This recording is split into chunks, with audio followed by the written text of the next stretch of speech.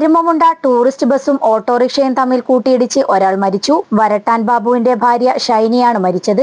സാബു തന്റെ പ്രൈവറ്റ് ഓട്ടോറിക്ഷയിൽ എരുമമുണ്ട മലങ്കര കത്തോലിക്ക പള്ളിയിൽ കുർബാന കഴിഞ്ഞ് ഭാര്യയോടൊപ്പം തിരിച്ചു വരുന്ന വഴിയിലാണ് അപകടം നടന്നത്.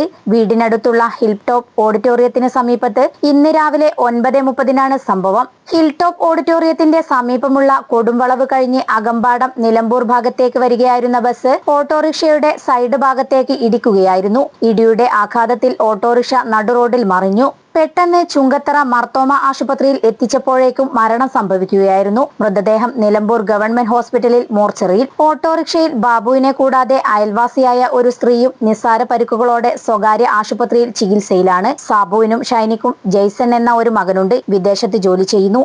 N4 news, Nilambur.